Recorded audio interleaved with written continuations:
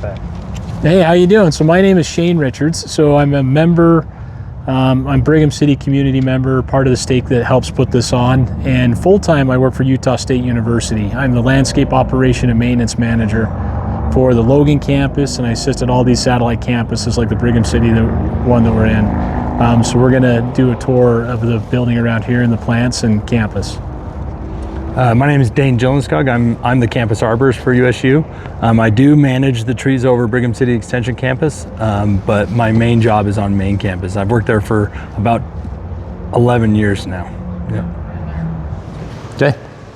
My name is Dane Jolenskog, and I'm here to prune this indoor ficus for Brigham City campus.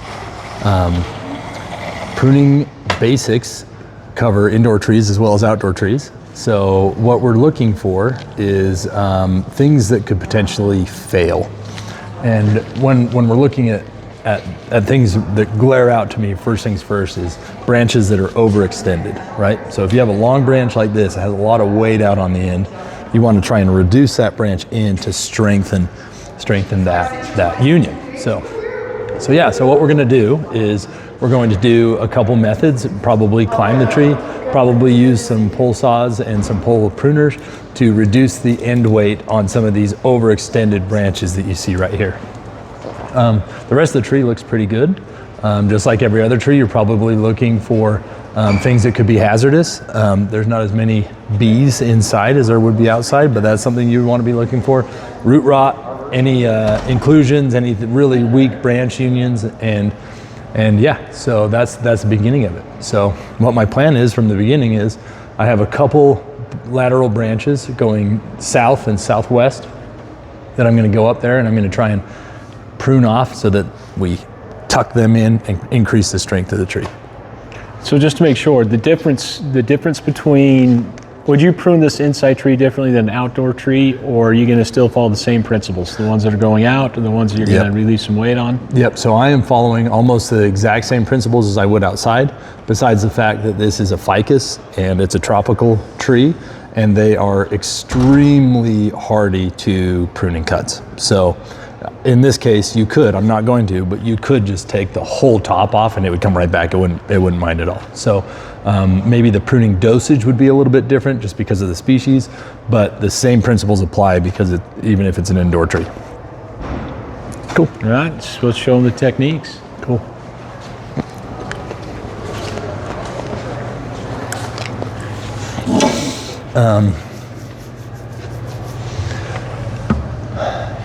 Okay, let's see here. I think we're pretty safe to just go up. So, Shane, if I lose my saw, will you hand that up to me, please? Yep. Maybe for a second, you could just pan out to the whole tree. So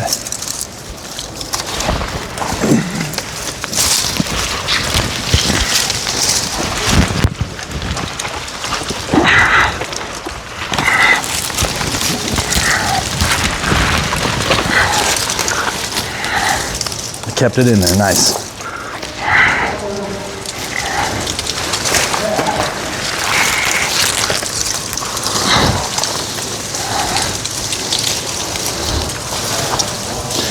Okay, now that I'm up here, I'm gonna look at those two branches that I had concerns about last time, or when I was down on the ground, and I'm gonna remember that the last time I pruned this tree, I did the same kind of work that I'm going to try to do today. And if you can see this, I have a reduction cut right here, way out here, and I have a reduction cut right here.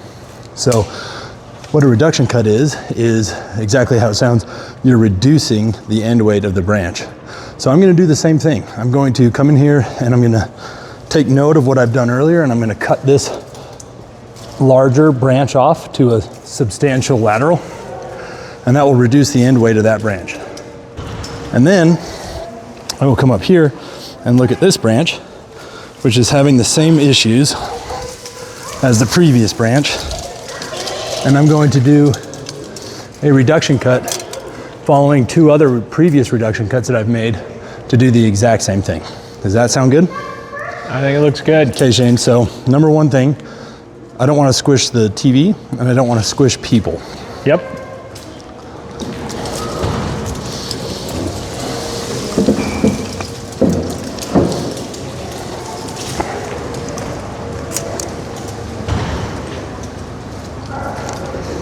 Okay.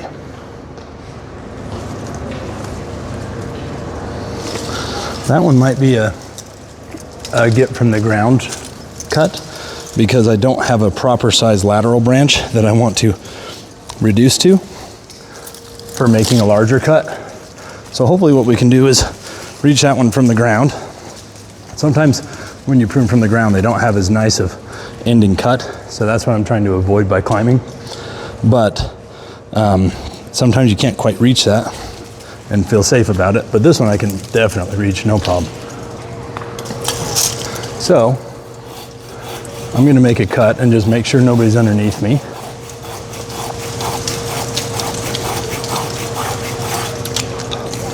Shane, are we looking clear? Yep, we're looking clear. I'm the only one under the tree right now. Okay, this is a larger cut. You good? Yep, good.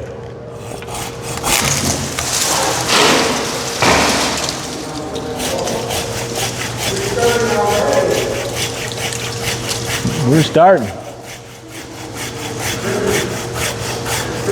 One more little one. Okay. So what that accomplished again is we have a lateral branch here that has kind of a weak, not super weak, but interesting union right here, if you can see. And I want to reduce the weight on that union because it looks fairly tough, but it's also a strange one. So what that did is just reduce the end weight on that, creating a much more stable branch. So while I'm up here, I'm just going to look for things like any disease or potential failure points. And I don't necessarily see any. I've pruned this tree many times now, and they're looking pretty good. You know, it looks like there's some dieback, but I think that might be just from some lack of sun maybe. And I'm gonna remove some dead branches.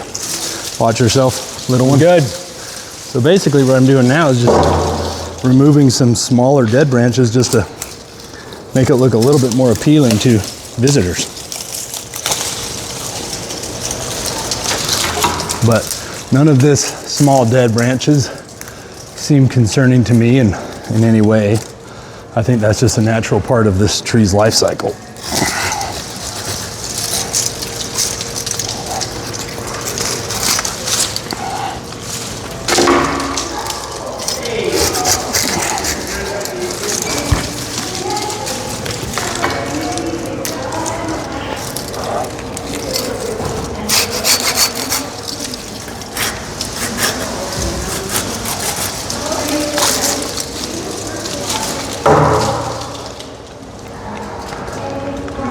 Okay.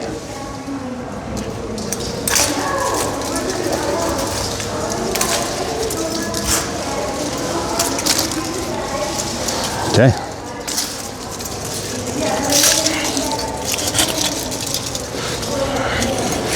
So this is kind of part of an inspection. It's just a bigger, broader thing. I'm just trying to keep mental note of how this tree is behaving and what it's doing. So there's not much that needs to be done on this tree. Keep the right size. I'm just trying to keep up on. So it's got an arborist the tree. So we prune this tree about the same way as we do outdoor trees. So we're teaching and training on how to do that. We're pushing. So right now he's looking for large laterals. Weaker large tree leader, branches that have small a little laterals. bit more growth on them. So when they start to grow out a little I'm too going far, to he seeks peek those at out this and cuts branch those over off, here, which is what that branch is. And then he's also cutting out some dead branches that have died back just because they're not getting enough sunlight or enough energy, and so the branches have kind of died off themselves. So what I'm looking for is these large lateral branches, where they originate from the trunk, is called aspect ratio. Well, So the aspect ratio being the size of the lateral branch compared to where it originates well, we're pruning from. the apple trees at 2. So if you wanted, When they have large aspect ratio, that means it has increased chance of failure for an external load like wind or snow or something like that, but also just because of weight. So we're not necessarily concerned with wind or snow inside. But we are concerned with just Talking the into sheer the mics weight of the branch. so that we can watch this on and the leaves YouTube on it. later. So that's why we might be doing some pruning cuts on this. I think so. I think I'm going to cut it right I to think there. they record most. This one might look a little funky, but I think we'll be okay. Hey Shane, Yeah, are we clear on a big cut? we're clear.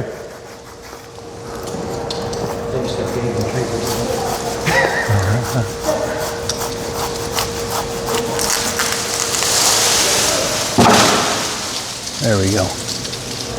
Clean that cut up a little bit.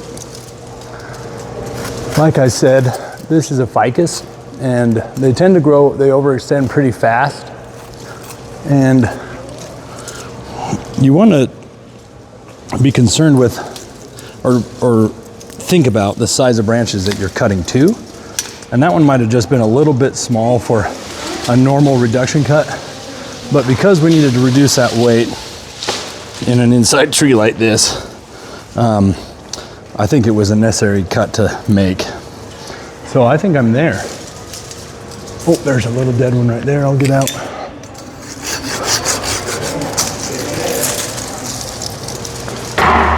Okay, I think we're looking pretty good.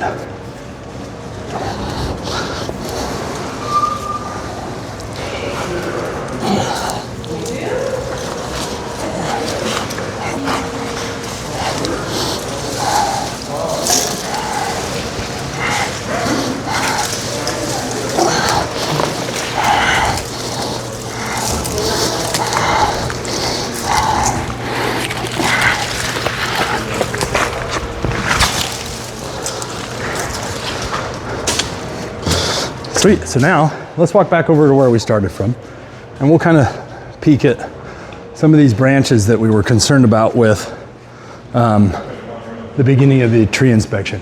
Oh yeah. Okay, so now if you look at the tree again, we had two concerning lateral branches of large aspect ratio.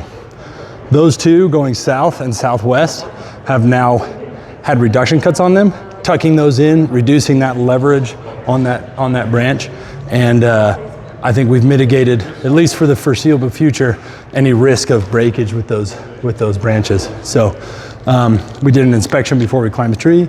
We kind of made a plan of pruning dosage, and then when we climbed the tree, we looked for any other indications of maybe reasons, potential failure or disease or any of that, and none of that was evident. So we're looking really good on this tree, and I think that we're good to go until the next time I'm down here. All right, come here. We'll show you the next problem. And so we prune the tree. So this is how we're going to prune outdoor trees, indoor trees. As Dane said, we're looking for branches a little bit heavier, reducing some of that weight, so that tree's not a danger. Won't fall on a car if it's out in your front yard, won't fall on your house, that kind of stuff if it's a bigger tree. Now we're going to look at some of the insects. We're going to walk around here, be safe. But one of the signs we're looking for is we're looking at these leaves. They get aphids, they get scale. In this environment, because it's inside, it doesn't get too cold, it doesn't get too hot. So because it doesn't get too cold, it doesn't get too hot, then these insects will thrive. You can see on some of these leaves, like if you look at this one, and I'll pull it off, you got that sticky substance. So you actually have an insect that's eating the sap of a tree, and then it's actually using the restroom and it's falling onto the leaf, and that's how you can kind of tell. So these leaves, if we let it get too carried away or too strong, it'll actually reduce the vitality of the leaves.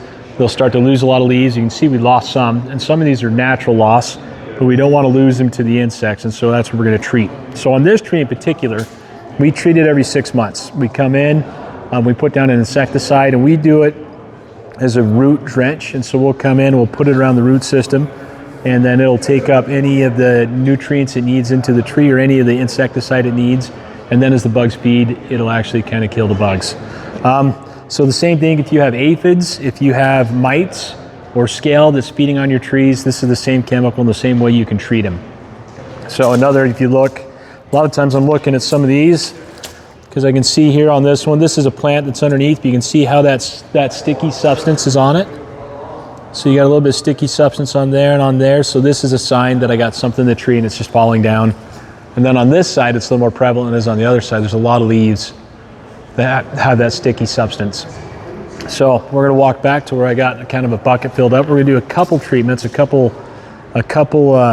buckets of, well, I'll just show you. Follow me.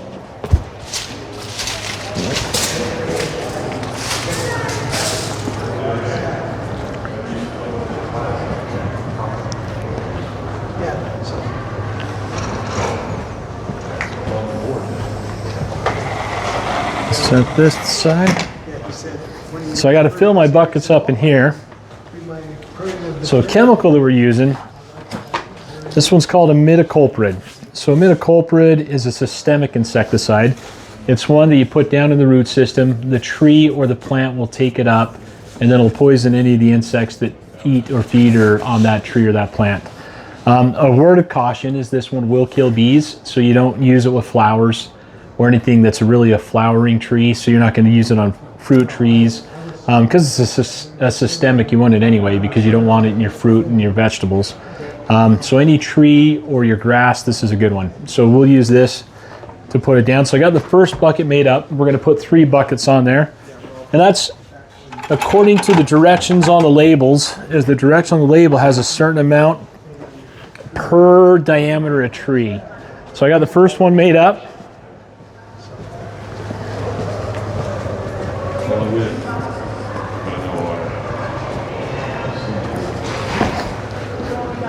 And then it's quite simply, I'm just going to try and get the whole root system. So I'm going to try and get this whole square spread out evenly. So I'll just dump a little bit from that all the way out to here, and then it'll absorb it up.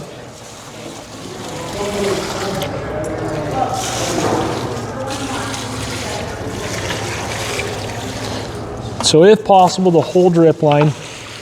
And like I said, in this one, that whole drip line is going to be this whole square. So that's my first bucket. And then I'm going to go refill it, put a little more chemical in it, do the second bucket. I'll do this side, and then the third, and then the fourth. And then that'll mitigate and actually stop all these insects for probably 6 months is what we're seeing. Or it probably stops them for about 4 months. Then they start to come back for maybe a month or two. And when they come back for that month or two, you really can't tell. And then we treat it again, and it keeps this tree healthy and happy. So if there's any questions, let us know and we'll answer them. So a good question came up is what is a pesticide? Yeah. Because I say that. Yeah, it'd be so easy. A pest. Cool, thank you. A pest is anything that. Yeah. A pest can be anything that is harming something. So a mouse in your kitchen or in your house is a pest. A pest can actually be like grass. If you have good grass but it's in your flower beds, it becomes a pest. Weeds in the turf is a pest. So when we're talking about pests, it can be like I said, weeds, animals, pretty much anything. Deer eating your flowers can be a pest. So this one is an insecticide. So the pest we're dealing with is that insects that are in the tree, small mites, small aphids. They're really kind of, I mean, you can't even see them. They're very, very small. So this one's an insecticide treatment that we're using to treat the insect pest. So that's what this one is. It's just not just a pesticide, but an insecticide is the type of pesticide it is. Okay. All right, so we're going to walk around the campus, talk about some plants that we really like, some we dislike, challenges we have, challenges we don't. Dane, of course, the arborist for USU is going to talk about a lot of the trees, and then I'll talk about some compaction, some turf issues and things like that. So we started just coming out here, but since these are 2 of my favorite trees, I figure I'll let Dane talk about these because these are a little bit different. I don't see a whole lot of them here in Brigham City. I think they've worked really well. So Dane, you want to start out with these trees as we walk? Yeah, for sure. So these are tulip trees. These are actually columnar variety of the tulip tree. They're in a space that doesn't really allow for a very large tree, so that's probably why they were selected. But tulip trees in general have a couple qualities about them that are great, and one of those is good structure. So structure is how the tree grows, and usually what you want to see is a strong central lead and then branches that are subordinate or tucked in. And the columnar variety does that in this case, but also if you have just the species, it does a great job too. They're great, and we're lucky that we had such a warm spring because all this is leafed out, because if we were doing this on a normal year, it would be about a month earlier than it is right now. So, yep. Good. But because it is a little bit warmer earlier, we're missing the flowers already on March 29th. But let's move on to the Let's move on to our flowering trees here. Yeah, magnolia. It's a great tree. So sometimes these can be finicky, especially where I'm from up in Logan. But these are just wonderful. If you smell them, they're just to die for. They're great. So there's different kinds. There's all sorts of different species, but I think this is probably Solangiana. I'm not exactly sure, but this has obviously a beautiful large pink flower, and you can get some of these star magnolias behind us that are also a magnolia, but they have, you know, less showy, still gorgeous, but smaller kind of shrub form. And the pink magnolia back here could actually get fairly large. Yeah, I was wondering, like right there, that grass. What kind of grass is that? Is it like a purple grass, or is it different ones that you have cut right here? That one's just a large Karl Forster grass. So this one's a pretty common one. They do okay. They got to be split every once in a while. So this one will eventually get large enough it starts to die out in the middle. So far it hasn't, but this will just keep growing and growing and growing. What we usually do is we'll quarter this off, and then we'll take a quarter of this plant, go put it somewhere else, take a quarter, go take somewhere else, and then we'll just kind of let that continue to grow and fill in. Let's talk about this yellow shrub. This is one of my favorites. Ask away any questions you have, but while we're going. So this is what I call one of my indicator shrubs. I still love these, by the way. So if we would have caught these about a week earlier, usually this time of year, these magnolias are just chock full of blossoms. So this is kind of the end, but beautiful white ones, and then we showed you the pink ones on the other side. The ones at the pink are more of a tree. These are more of a shrub. They're still going to grow probably, I don't know, they're going to get another 3 or 4 feet wider. They're going to probably they'll be almost tree size. They're going to get 8-9 feet taller. This one is called a forsythia plant. This is one of the first plants that flower in our area. Bright, beautiful yellow flowers. I do a lot of turf care, so when I do the turf care, this is an indicator plant.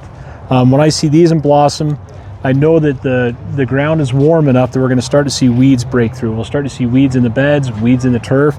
And so this tells me it's a good time to put down the pre-emergence in the flower beds and pre-emergent on the turf and keep those weeds from sprouting up. So when you see this, it's action time. You see the yellow flowers coming out, then you want to get started on making sure that you're watching the weeds and preparing for weeds all over the place. Now let's keep walking around here. We'll talk about some other trees. Any questions as we go? So you're doing what we're doing right here, but you said the gold, but there's different color. There's probably, when it comes to grasses like that, so that's an ornamental grass, and I know probably 20-30 different species. There's probably hundreds. So many that I don't know of, and and I love them all. There's blue grama grasses, there's shorter ones. That one's a really big one. When that one is in the middle of the summertime, it'll probably be 6 or 7 feet tall. 6 feet tall. And so it's a good wall break. Those are ones we plant quite a bit of time to actually create a break. Over here on the entrance to the campus here, the leaves that you can, or the trees that have those little tiny green leaves, those are the same species as these columnar tulip trees. So those are all just standard species tulip tree. And you can see, even with minimal pruning, they do have like really nice structure still. Again, we're trying to look for that solid central leader, and then branches that are playing nice, kind of keeping tucked in and below them. So those are what they look like, planted at the same time, but in different form. Let's keep coming to this one, because now we're getting to another one of my favorite trees.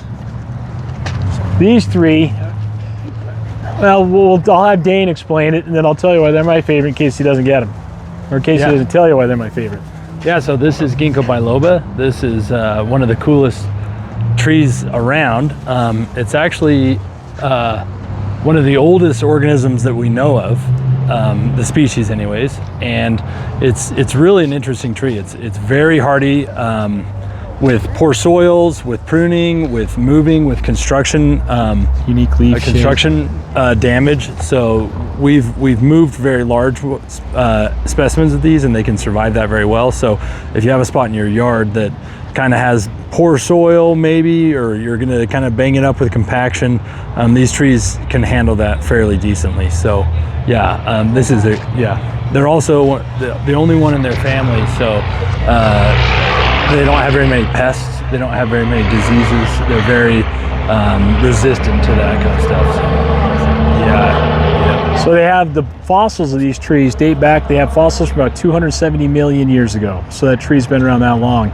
Because it's been around that long, it's actually, when we say not very many pests, it's the only tree that we know of that has no known pests or diseases that actually affect it. The only thing that can kill that is us. And it's even hard for us to kill it. So Yeah, ginkgo biloba, because it grows slow, this is probably about 12-year-old trees and they're put in pretty big. But they're healthy. They can adapt to desert climate. They can adapt to too much water. They can adapt to about everything, and so they grow and usually are very, very stout, pretty hardy trees. Let's keep moving this way. We're going to talk about this year. We're in 2026. It's going to be a drought year, so let's talk a little bit about water conservation and what people can do to kind of maintain water, especially in grass, because grass is one that takes quite a bit. We want nice grass. It has a good cooling sensation for us. Oh yeah. But but if it's not treated right, or if there's not the right steps, then it can require quite a bit of water.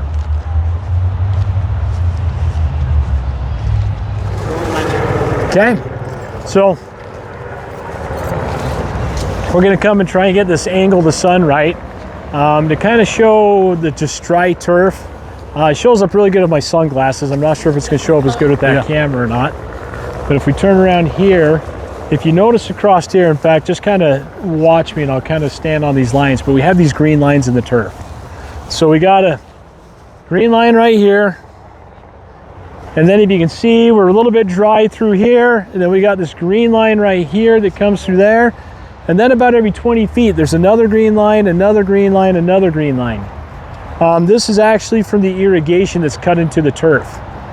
But what it illustrates is that all the areas where the soil is loose, where we're not compacted. So again, just kind of see these green lines in there, or up against the curb, you can see how green and nice we are. These are areas that after the soil got smoothed out, they came and they dug it up to put the sprinkler system in. And because it doesn't have that same compaction, this can go a long time looking good without water. And then the areas that are compact a little too tight, they're going to need water.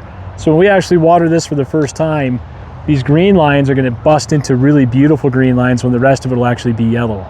And this is good for turf. Turf is easy to show, but around trees and around gardens, if you keep your soil loose as possible, so you get air and you get water going deep, then you can save a lot of water.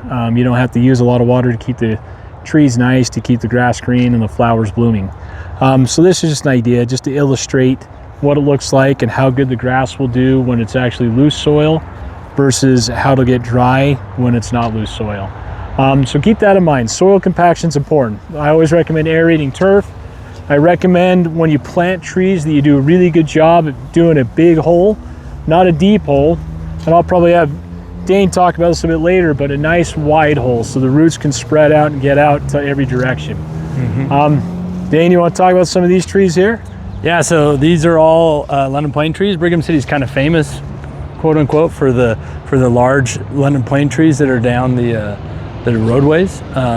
These are another one that can handle some pretty extreme soil conditions. Man, I've seen them growing in northern Utah, in Logan, where I'm from. I've seen them growing in Moab as street trees. They're very, very resilient to all sorts of damage. They do have a couple diseases that are kind of prevalent. You can get some that are resistant to some, but you'll see anthracnose in some of the, especially American sycamores. And then also like they have little leaf bugs, or what they're called, truly. And they'll come and eat those, but those don't really do much to it. But these trees in general are really good trees to choose because they are extremely solid structure-wise. They have very nice structure, and also the wood is very strong. So I like these trees. They're not my favorite to prune because they have like these little like hairs that are unbelievably irritating on them, but they're a pretty good tree in general to choose to plant. They're getting a little bit abundant, so maybe if you have a lot by your house, maybe you should think about not planting them, but if you don't have very many, they're a great choice. Yeah. Now we'll continue across this way. So one of the things I recommend to make a landscape look nice is you plan for all 4 seasons, or what we say. So walk into a nursery about every season, so you can get some nice bright flowers. You're going to get some asters for the fall. You can get some marigolds for the fall. So there's a lot of spring flowers and fall flowers. So it's best just to pop in and say, what do you have in bloom right now? And then you can plant and make sure that you have a color for all the seasons. So right now we'll be trimming a lot of this stuff down, but you can see a lot of flowers we will have coming. We have our pink flowers. We'll have our Stella d'Oros, so these will be nice, good gold, yellow flowers. We're going to have some sunflowers and some daisies and stuff that'll come up through the summer. So we got a little bit of color, a splash of it that comes up all through the year. Of course, we got to do a little bit of cleanup because we'll cut down some of this dead stuff and clean it up and make it look a little bit sharper. But it's fun if you have a spring, a summer, and a fall interest, or winter interest. And winter interest gets tricky. Usually you want to pick out a tree. Like I love paper bark maples because they look like a cinnamon stick during the winter time. But there's a lot of different trees and plants that give you interest throughout the whole year. Evergreens are always Conifers, good. yeah. So let's walk around and look at some of the evergreens. When you're deciding on what kind of trees to plant, or even regular shrubs and annuals and all that, you kind of want to mix up as much as you can, increase your diversity. So one, you do have interest in it, but also you have resistance to disease. So if you see a couple of these trees in the middle here, they're pretty rare. So I think there could be an American hornbeam on the right and then a hop hornbeam on the left. And those trees are pretty unlikely to find in communities. And so the more of those trees you plant, the less likely an insect or a disease will have the opportunity to come and invade, because there's not very many of them. So that's something you want to keep in mind for all sorts of plantings. So when you're thinking, if you're following it, trying to get interest for all 4 seasons, spring, summer, fall, and winter, you're going to do a great job at getting that diversity. And so it helps in all kinds of ways. So this is some of the fun winter interest. I mean, these are going to be evergreens that last throughout the year, so you can get mugals, you can get all kinds. Hornbeams over here. I think that's a columnar beech, but very close looking. Even better. So this tree's not flowered yet, but we suggest you come back and check out this corner when it actually isn't flowered, because this is a beautiful tree. I like the structure of it. They do great in our area. This has interest if you look at the way the branches are. Even now without the leaves, the bark and the color of that bark and the way the branches are shaped up has good winter interest. It looks good in the spring, and then when it leaves out, it looks really good. These 3 are doing really well in here. But you can see the evergreens, and just imagine when this is on snow, and we got snow covered everywhere, and we got snow on the green, and that white and that green are popping. Evergreens and this kind of stuff is that good winter interest. This backside we have full of evergreens. So different kinds, some do better, some don't, but they get bigger and nicer, and they're pretty awesome. Yeah, in arboriculture, there's a rule that you should follow when planting, especially if you have a large area that you're managing. It's the 15-10-5 rule.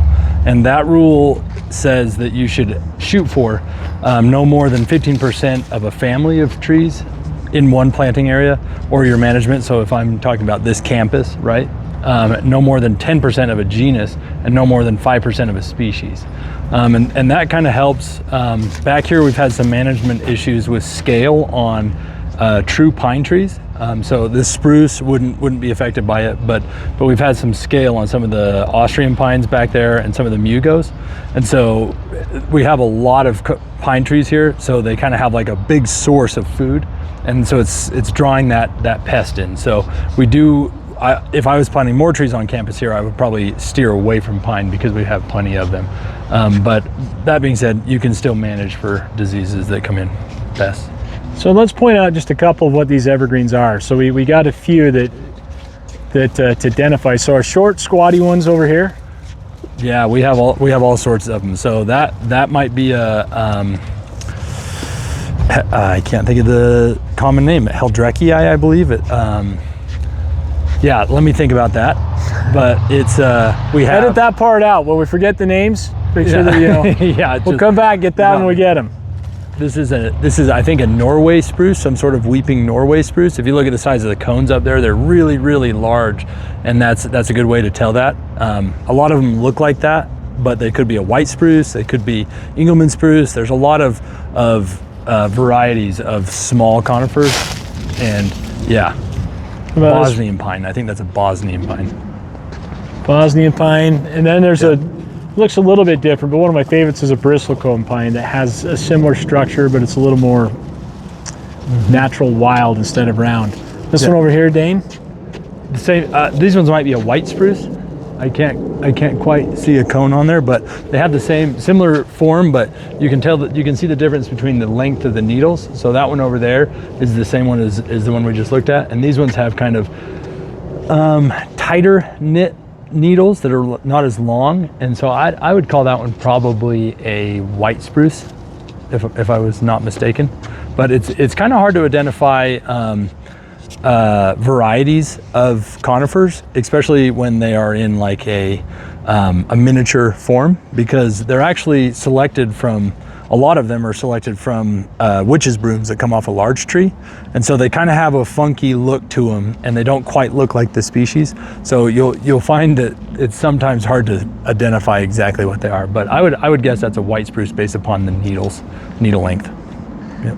And what's cool is, like I said, the diversity. So these are evergreens, but when you have a white firs, when you have some different firs, some different pines, some mugos and all that kind of stuff, one is you got that diversity that's going to keep the pest levels down because they can't jump from tree to tree. But again, when you imagine this during the wintertime, when it's covered in snow with all these green popping, this area right here is a beautiful wintertime interest. Doesn't have all the bright flowers, but when you have that white snow and the green shrubs and the green trees, you don't need quite all that interest. So this is a beautiful wintertime walk is in this area. We'll identify the tree right now since we got a tag on one of these. Oh, that might. Yeah, so the Bosnian pine. Nice. What these short trees that we've been looking at here. Good pine tree. They're doing really well here. So what's that called? Bosnian pine. Bosnian pine. Those are the ones that have the puff leaves, and they're pretty when they're pretty. Yeah, that one's pretty. All these pine trees I really love. Pretty, but it's like, I like the ones like that one. What was that one called? It has like The pine again, the Bosnian pine? Bosnian pine. Yeah, Bosnian, yep. Yeah. Now, of course, since we are just in March, a lot of this is going to look really pretty in a couple months. So that's why we want different interest, is we have these plants that have lost their leaves that we need to clean up and kind of cut and bring up. So right now, you want some good winter interest or spring interest to help them, but instead of mahogany. Yep. So let's take a look at this one. So if we're talking about water content, well, Dane, tell them about the mahogany. Yeah, absolutely. So if you look at this landscape, a lot of these species that have been selected are kind of low water usage. You know, mugo pine, you can kind of turn the water down on them, and the one that we were just looking at that's in flower right now that's pretty interesting is a native species, which means it grows right up on those mountains up here on the tops. But yeah, that's a mountain mahogany, and they're beautiful trees. They're really interesting, and for a couple reasons, but think high elk country, like real high elevation, that's kind of where they like to grow. You can just torture those trees with conditions and they can really handle a lot. They have kind of inconspicuous flowers because they are in bloom right now, but it is kind of pretty. They keep their leaves all year, and then also they have these really interesting seeds that have kind of a corkscrew on the back with hairs, and they'll actually drill themselves in the ground with humidity changes in day and night, and then they'll kind of plant themselves and then grow. So a really cool native plant that you can use in your gardens. So if you're one of those gardeners that wants a plant, but you don't really want to have to water it or prune it or care for it at all, this is one of them. Put it in. As soon as it's established, you can forget about it, and these things will grow and thrive, and they love harsh climates. So again, native, and it's not an evergreen with the needles like the other ones. It looks like a deciduous tree, but it will stay green all year round. So this is an easy one. So imagine, we talk about diversity, a few pine trees, but having 5 or 6 of these against a fence somewhere in the backyard to create a barrier, and you can just walk away and not have to worry about it. If your irrigation system breaks, that thing's still going to thrive even without the irrigation.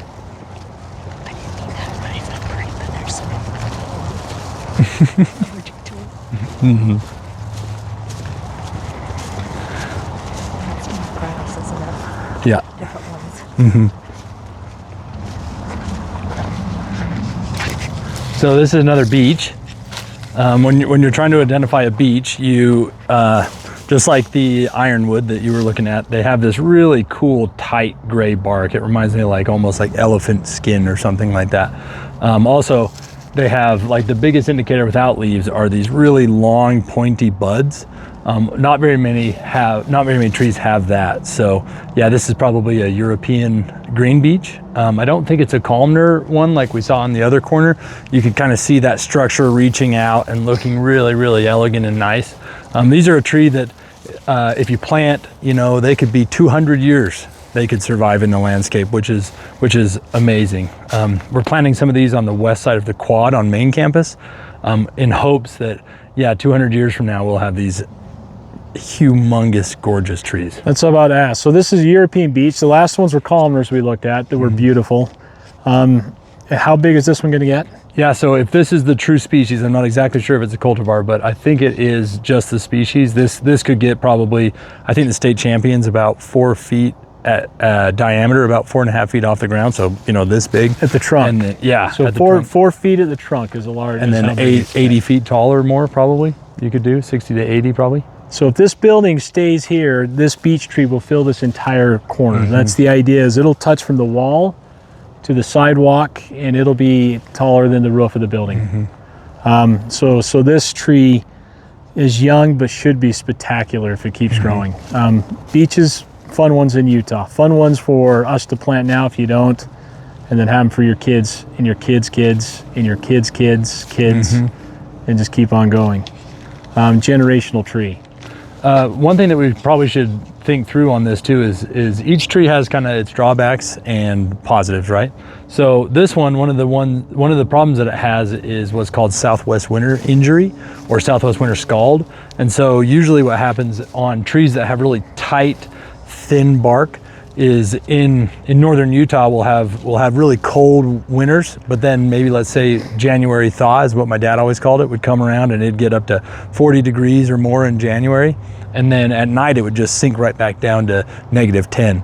And so what happens is this tree on the southwest will have the sun come hit it and it'll start flowing sap up the cambium, and what will happen is when that sun goes down it'll burst because it'll freeze and that water in there will burst and it'll create injury. And so I talk about this because whoever planned this tree here did a very good job, because this building is protecting against southwest winter injury. So this is an example of a good usage of a tree that is a great tree. It has some problems, but you're using a building or something else in the way of that southwest winter injury. So that's great. So, and then we didn't bring our pruning equipment for this one because we did pruning a little bit earlier, and we'll do some more pruning here in about an hour. But good structure. We like how that tree is just nice and straight. The branches are coming off pretty good. So if you're doing your own pruning, this is the kind of stuff you're looking for. Where we start to get a mess, where the branches start to kind of turn in and grow into each other, like that one, like this one, you can just do some simple pruning cuts just to clean it up. And if you got to do more, I mean, I always suggest getting a professional arborist. But if you have some branches that are too tight or causing problems, feel free to bring it all the way back and cut them off. Like this branch and this branch are spaced nicely, so this one you could lose if it was in the way. But on this tree, it's really nice. I just select some of these easy ones, and you could feel very comfortable as a homeowner coming in and just cleaning out these branches that are crossing and touching and kind of rubbing against each other. Yep. Yeah, and selecting trees that have really innately good structure is always great. So this one I don't think has ever been pruned, and yeah, like Shane says, maybe 3 or 4 cuts and that one's in 100% good shape. So you always choose good trees and then they'll be good to you.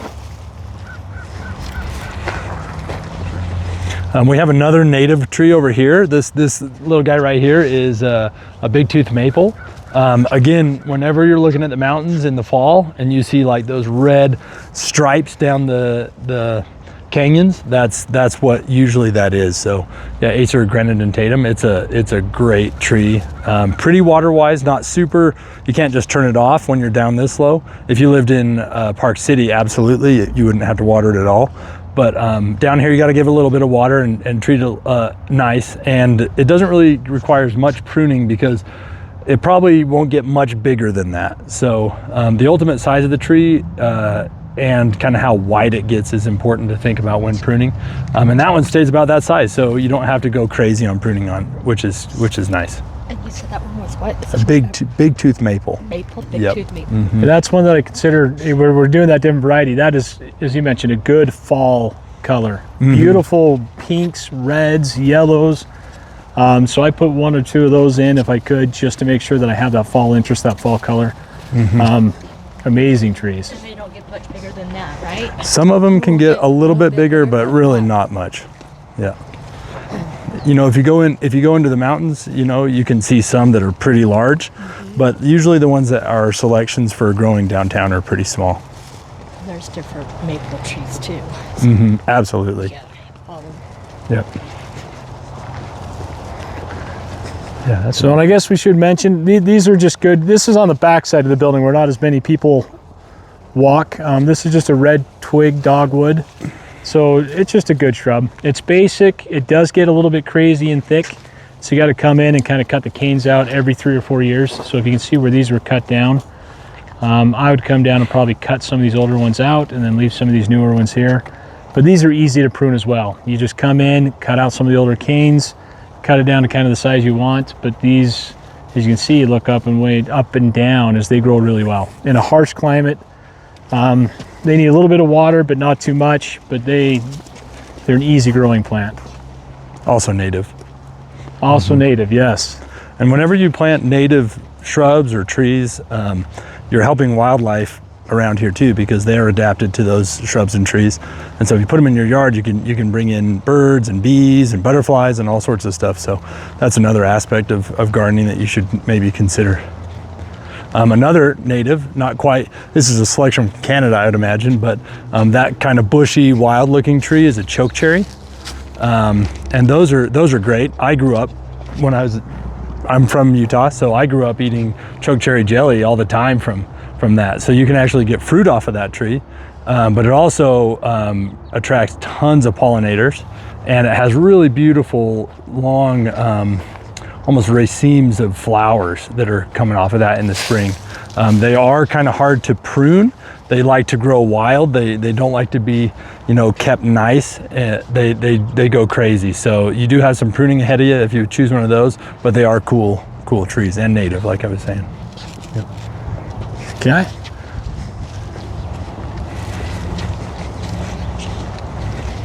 And then these two trees, they're just cool. Cool shape. Cool to see them as you walk by.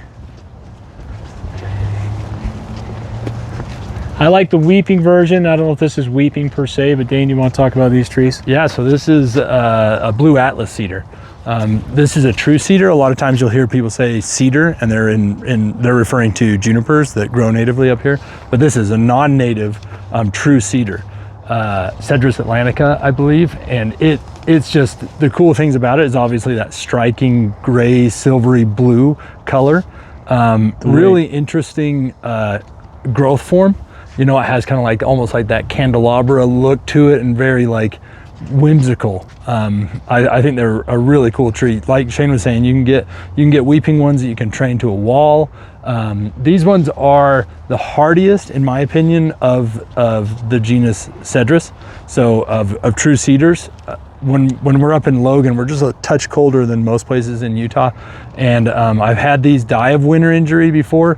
But usually they can handle it, especially if they get in the ground and kind of get used to it for 5 or 6 years. So we have some pretty large ones on campus, not too big, but man, where they're native to, they can get massive, and they're really interesting trees. So that's what I was about to ask. So anything a little bit higher than here, they're a little bit harder to grow. Brigham City, all around our area, it's perfect. We're just warm enough that these actually thrive pretty good. I mean, this is a pretty hot spot because we get a reflection off of the wall. So it's hot, it's still cold, but these are doing really, really well. This one over here and this one over here. For me, they fit around waterfalls and that kind of stuff. So if you have a pond or a waterfall in the backyard, this weeping variety will just kind of come right over the water, and it kind of droops and hangs and just is pretty. So blue Atlas cedar, weeping blue Atlas cedar, great trees. So great trees for our area. Like I said, if you're watching this and you happen to be up in Logan or Park City, they'll struggle a little bit, but down here in Box Elder County, they're a good tree. I'll talk a little bit about this ground cover. So ground cover is what we use to prevent weeds. It's one of the main things. So we want to keep the weeds from growing.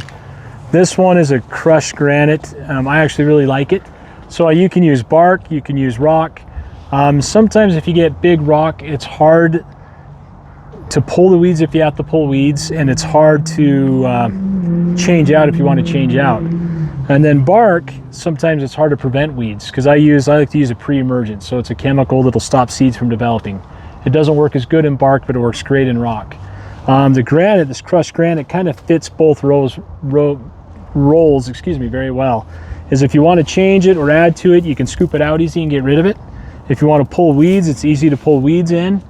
You can put a pre-emergent down in it, and it does a great job of stopping the weed seeds from developing. And then this can get compacted so well that if you need some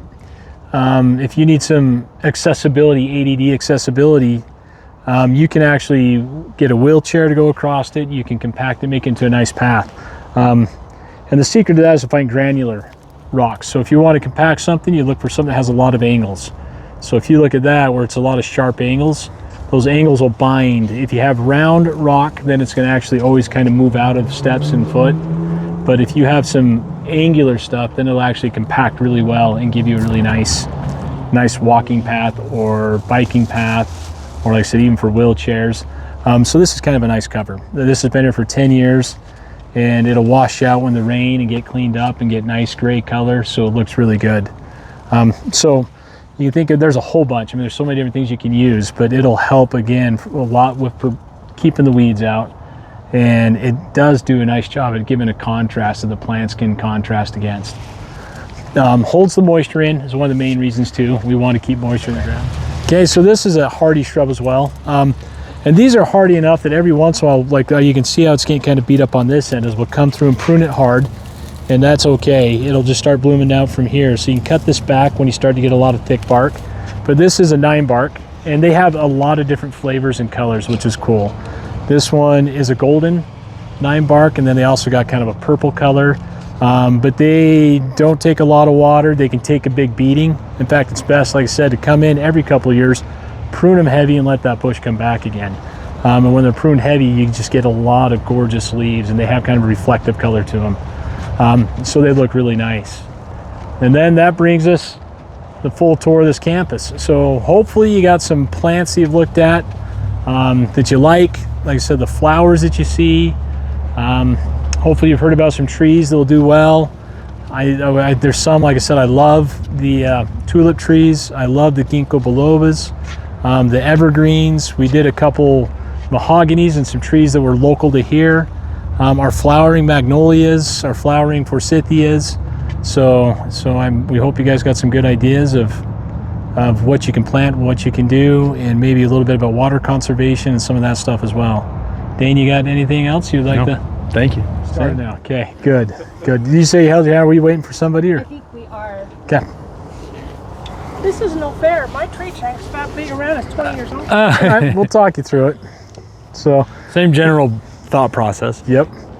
So we have 5 apples. So we're going to prune apples and show you how to do apples, but then we're going to talk about peaches because they're a completely different pruning style. And so do you want? So I guess we had to do introductions. So my name's Shane Richards, and so full time I work for Utah State University. I'm mostly on the Logan campus, but we take care of all the campuses as well.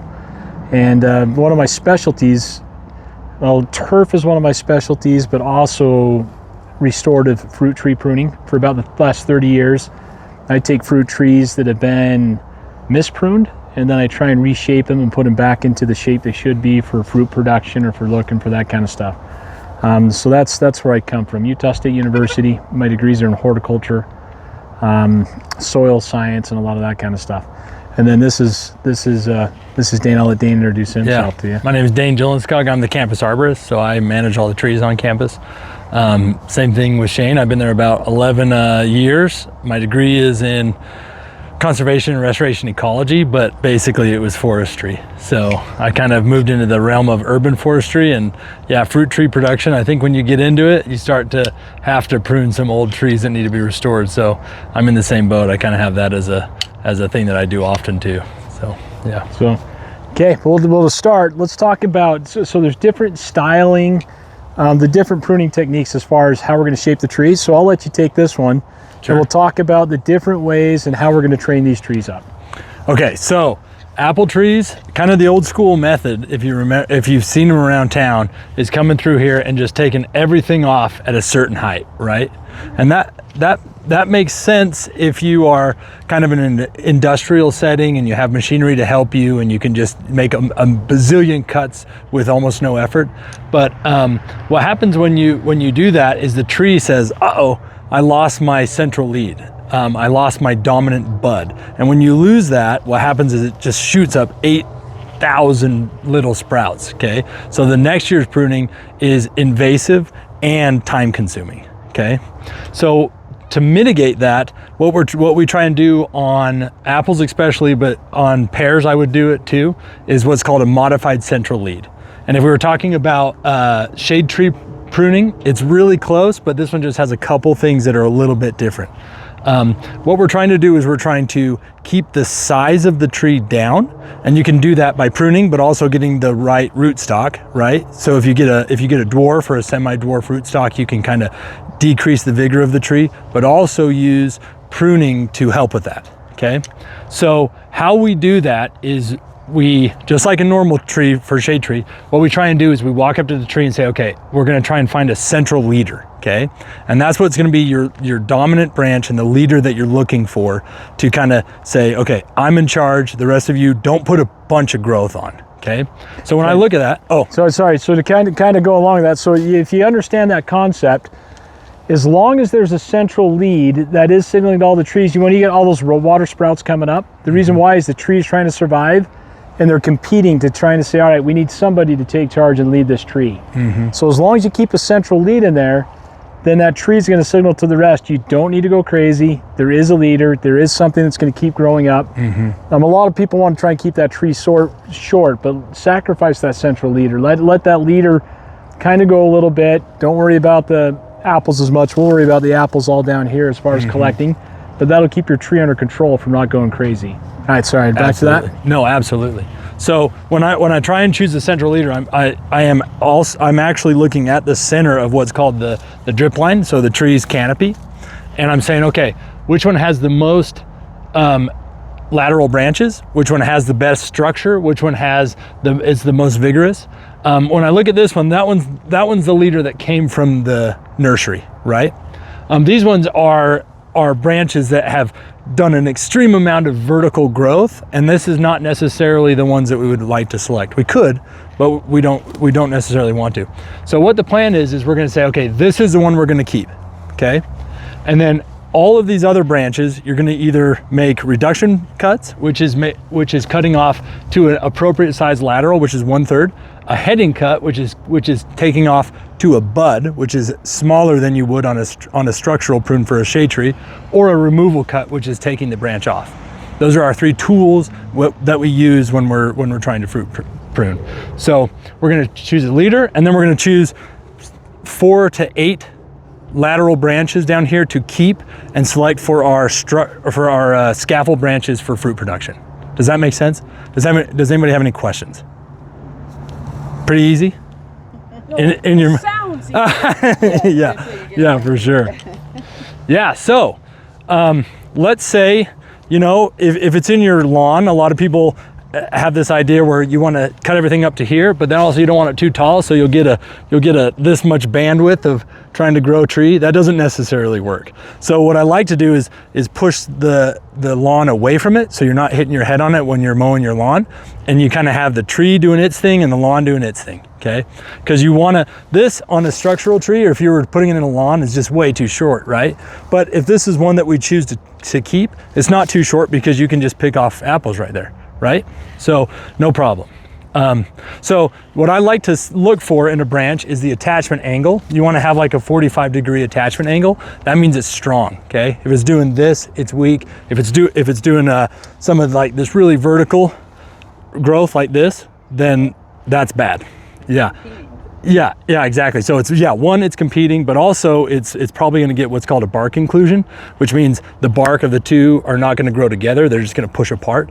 And so that fails. So that is a bad structure. Thankfully, we don't have any of the included bark here, but we do want to reduce competition like we were talking about. So I would say, first things first is I am going to remove this strong vertical growth because it doesn't necessarily help us. There are alternatives. If you wanted to keep this, let's say this branch was, kind of in this situation, we don't have anything growing out this side. So what you could do is you could over time stake this down and bend it out. So the tree's growing mostly in the summertime, right? So what you want to do is you want to stake it during the summer while it's growing, and then you can let it go during the winter and then stake it in the summer, or just keep it on. But I like to take it off so that it doesn't hurt the bark. And what that does is you can actually kind of bend those branches out and they'll behave after a certain number of years, okay? In this case, I know I'm not gonna be back here probably pruning these trees, so I'm going to try and just get it in good shape right now instead of, like if it was in my backyard, I'd do a lot more intensive work on it, right? So yeah, if you want to jump in, So, okay, let me know. We're talking about, so everybody understands how we have the leader, right? So this is apple tree specific. How do we want to layer our branches? So backing up, as you notice, the ones that are coming straight out horizontal are the ones that have good growth on them. These are going to produce the best apples. They're going to have the best flowers. The ones that are just growing vertically, not doing quite as well. They're just trying to get height. They're trying to do better, so I don't care about these as much. I do want to guide the branches that are coming out. So when I look at this vertical one versus this one that's coming out, I'll take this one off because I want to see these come out. But what kind of spacing do you want? Anybody know what kind of, like I'm looking at these branches in particular. All right, secret to an apple tree. This is a little bit different. Peaches, this is for an apple. I got taught this once and I like it, is you should be able to take a cat and throw it through the tree and the cat can't grab on anything. And so if you try and throw more space than that then. yeah, so if you're trying to throw a cat through here, the cat's gonna hit it, get stuck. And so apple trees, we want them thin, pretty thin. And I always describe it, since we have a central leader, we're gonna try and make it like a pine tree that's very thinned out. We want the branches to come around, so we like this one. We like some of these, but not that many. And so I'm gonna look at it and I'm gonna try to go 12 to 18 inches between the branches. So some of these I got too much. So 12 to 18 on this side. If I had some on that side, that'd be awesome. But I'm gonna thin this out. Now here's the catch-22 with apple trees. If you prune too heavy, it's gonna respawn. Trees that's what pruning is you cut them and then they respawn during that year and the next year. So I'm gonna cut this maybe a little heavier than I would to kind of get that structure, and the next year I'm going to have a lot of suckers, and I'm going to come back in and start slowly working the suckers down. And then this will get into shape. Usually apple trees, you can do it on day one, you can put them in shape, or you spend 2 or 3 years putting them in shape. Versus like a peach trees you can hack to death, and they do exactly what they're supposed to. They respond by growing and producing fruit, and you'll have a great fruit production that year. Apples take a little bit of time. We have what they develop on spurs. So you're gonna have these, if they're ugly and nasty looking little ones, we like that. That's what are gonna have the apples and the fruit on them. And if they don't, if they're like this, eventually one of these side ones might develop it, but right now there's nothing fruiting on that one at all. So we're gonna start pruning a bit. If you wanna start working, Dane's gonna work on establishing the leader, and I'm gonna work on actually kind of spreading out the branches, the scaffolding going up the tree. It almost looks like maybe last year you took the main central leader out, and then those 3 big ones came above it. Yeah. This? Okay, so probably that was the nursery and it probably just died back. Okay. Yeah, so that's a good eye though. So that was, in my mind, what's called a topping cut. Each one of these nodes or a branch or a bud, that's called a node. If you do an internodal cut, which is between those, it's easy to see on this. So there's a node and there's a node. If you cut here, usually it dies back to that node. So that's probably what happened right there. Yeah, but I like that idea because eventually what will happen is if the leader goes too crazy, what we will do is we will make a reduction cut, and that's why it's called a modified central leader. So we still have a lead, but we're going to reduce that every 3 or 4 years just to keep it in check, but also have that lead take hold, right? There's your thing. But so what I'm gonna do here is I'm gonna say, okay, like Shane was saying, we'll probably keep this one, we'll probably keep this one, we're definitely gonna keep this one and maybe this one over here. So I'm going to take these two that are competing for lead just by vertical growth, I'm gonna remove those, okay?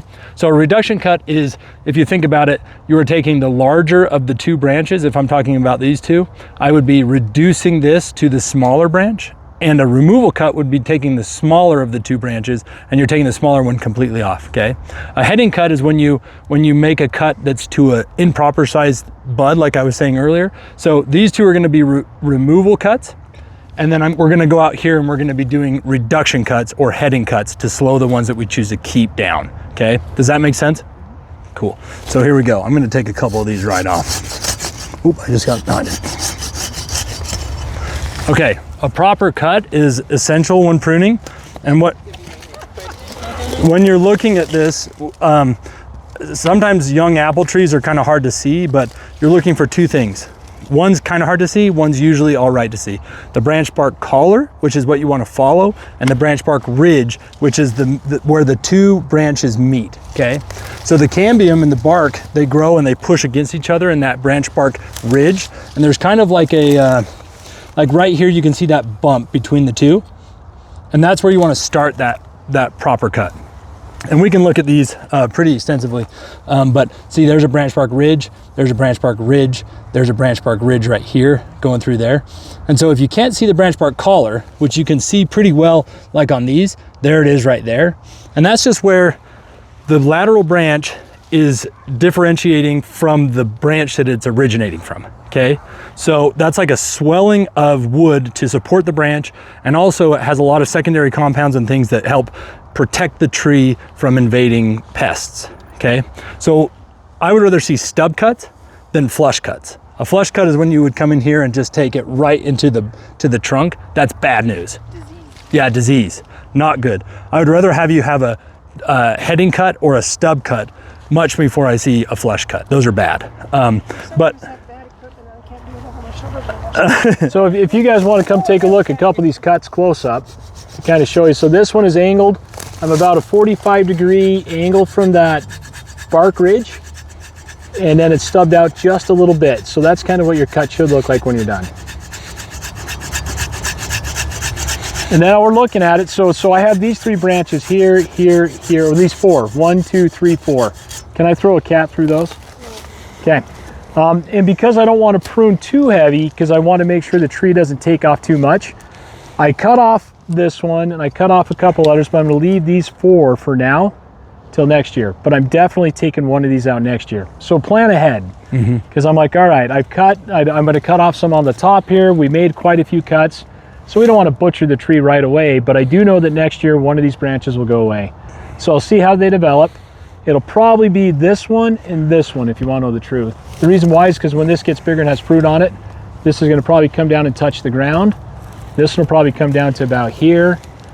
These are close enough that this one's going to sag, so I'll probably take out this one and this one next year. But that's my second year plan, so to speak.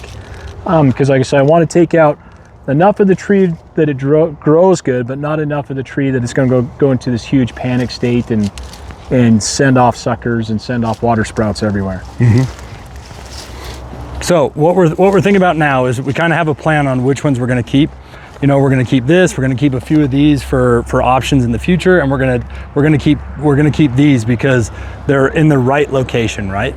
So now what we've done is we've selected against the competition of leader. We've selected the central leader, and now we've had the branches that we're going to keep, and we're going to be doing reduction cuts and heading cuts. Okay, so I look out here and I say, okay, let's say this thing just gets covered in apples, right? If I pull on this at all, see how it's bendy? We want to reduce that weight as much as we can, because that does two things. One, it removes growth places for apples to even grow. So if we have less of those, then less apples can grow there. And then 2, you're removing just the weight of the branches, right? So you're slowing this lateral branch down while pushing energy into these fruiting spurs, okay? So I'm gonna come in here, and this is where we're gonna be doing some heading cuts, okay? This is not a tool we use frequently when we're doing big shade tree pruning. It's really not doing that much work, but it is a tool that you can use when you're doing fruit tree pruning, because apples are really resilient to it, and also it's just a necessity while you're trying to reduce the vigor of the tree.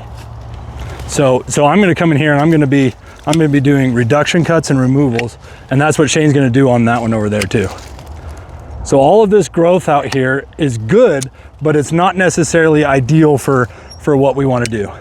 So if you look at this lateral branch, no branches at all right here, which is not by our choice, they just haven't grown. And we have a lot out on the end, right? So think about, like, you're taking groceries home, you're taking them from your car. Do you carry them like this, going in your house? No, you carry them close to your body because it's less leverage. So that's what we're trying to think here. They're gonna have a lot of groceries out on the end of their branches, apples, and we wanna have those tucked in and tight. So the idea is to reduce the primary growth, which is the elongation of the branches, and help with fruiting and secondary growth. So when this gets really beefy, like a big branch like this, and it's still this short, you can have as many apples as you could fit on there and it wouldn't break. That's the idea. So yeah, Shane came in here, did a bunch of reduction cuts, removal cuts, slowed this lateral branch down again. We have fruiting spurs with flowers starting all over here, and we have a central lead started. Later on, what we'll do is, like I was saying, when these get about 4 feet taller, we might come in here and say, let's make a heading cut here and take this one out maybe, just to slow this lead down. But we're also keeping that lead to say, okay, everybody chill out. We haven't lost a bunch of our canopy, we're okay. So this is how you put an apple tree in the right direction for the future. And again, we haven't finished it all. We just finished year 1. Like I said, we have a plan to come back and actually finish all the cuts we want. Are you ready for the second one? Well, I have a dumb question. Maybe it's not dumb. I was told once, anywhere where the branches and a number of things, when they start, they're going to cross and rub on each other, you got to get rid of one of them, right? Good call. Let's go down and take a look at this other way. I think we have some crossing ones down here.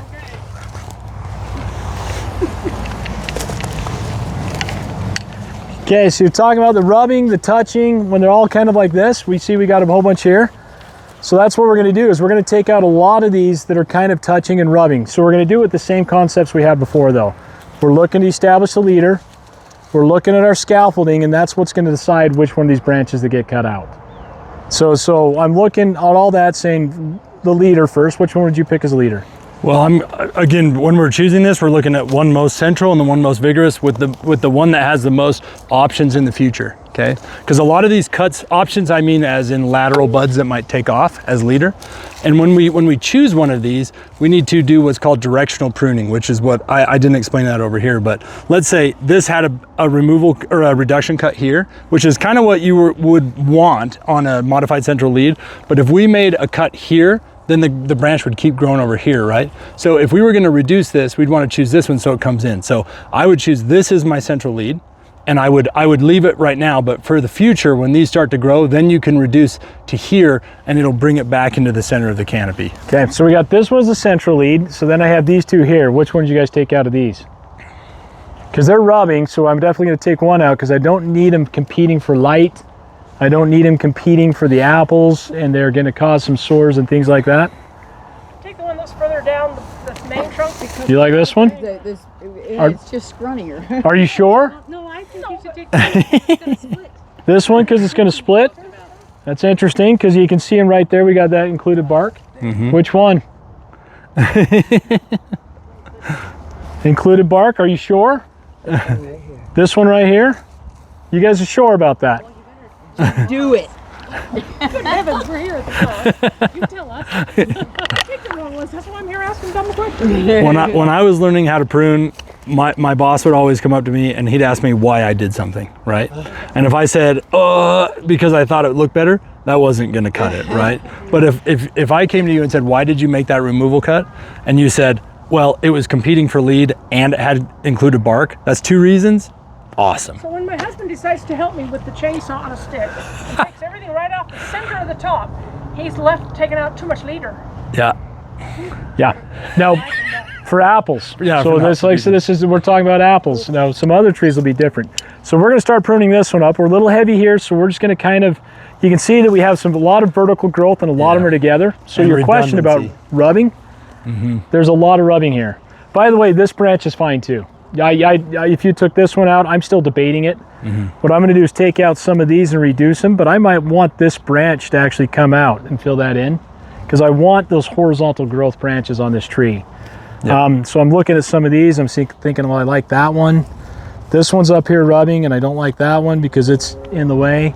So I'm going to go around this tree and see what I can take out, and that's what I'm looking at. One of the big ones is which branches are touching, which ones I want to keep, which ones I don't. So we're going to hurry. Like, we got a couple trees, so we're going to kind of pick through, and we'll hit this one. You guys can watch. Well, in fact, you guys can help us select which ones you guys want to cut. You guys ready for that yet? Whatever you, yeah. Okay, redundancy. These two are right over each other, so we want to get rid of that, right? But this one's more vigorous, but it has more vertical growth on it, and it's higher. And also, this one has, like I was saying before, it has more options. So this one here, if I can cut this off and maybe select for this one, this branch might become this big one day and fill in this space of the canopy. There's nothing on this whole side. Yeah, exactly. So the last thing I'd want to do is come in here and just take both of these, or take the one that doesn't have as much. Now that being said, what you would do is to stimulate this growth coming out, I'm going to remove competition with it, and I'm also going to reduce it because then it literally can't grow here because there's nothing left. So anything that on this branch will grow is these secondary laterals. So yeah.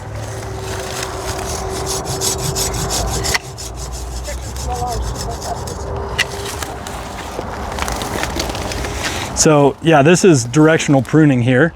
Again, this is going into the center of the canopy. I don't like that, and I want to select for this. So what I'm going to do is I'm going to do that. So I chose this bud because that also gives me a secondary backup for this. Like if this one dies, this one might take a hold. So what I did is I didn't remove this branch because I want it to go out here, but I have removed where I didn't want it to grow, right? Okay. And are you just taking all the rubbing ones? I'm looking what I'm doing is, yeah, if there's two rubbing, what I'm doing is looking at the ones I want to keep and then taking out the one I don't. That's also a good idea. A lot of times when you're pruning trees, people start looking at what they want to take out. Don't look at it that way. First look at the tree and say, what do I want to keep? And then start removing the ones that don't fit that. And so the same thing is this one has just a lot of vertical. And I'm trying to get it horizontal. So I cut out above a bud. Hopefully that one takes off this way. If not, then this one will take off. Same thing, this one I'm hoping that we get some lateral growth off here. So we might have to prune heavier in here next year because I'm going to probably get some of these growing back into the tree. But I'm trying to establish a few that'll come out because we want it to come out. Even this one. Start pruning it before the little red buds show so you don't feel bad you took off an apple. There you go. That's a good point. Called chicken. Well, not everybody expects to have those little red buds in the time of year. And you're chopping those off because you don't want it to be too There we long. go. You're trying to stop the growth. Is that what you called it? Yeah, so Did the same on the top, right? yep, so this is what we want to have. So when these are called terminal buds, okay? A bud is where branches or flowers originate. And the one that's at the top of the tree will send down hormones that will tell the rest of the buds to not grow as fast, okay?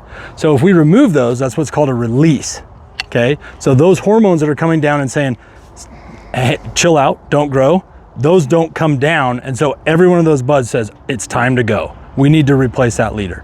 So what we're doing here is we're saying, this is telling the rest of the tree that it's like, okay, we have a leader. And then all of these that have that same, I think it's auxin, we're removing that. So we are doing two things. We are removing the opportunity to grow here because they physically can't, but we're also trying to push this out with kind of saying also don't go crazy, but grow out this way. That's what that pruning is doing. By the way, I'm going to take this branch out, you're right. But I'm going to do a plan B on this one. So for next year, I already know, so this branch is going to grow out this way, and this branch we've stimulated to grow as well.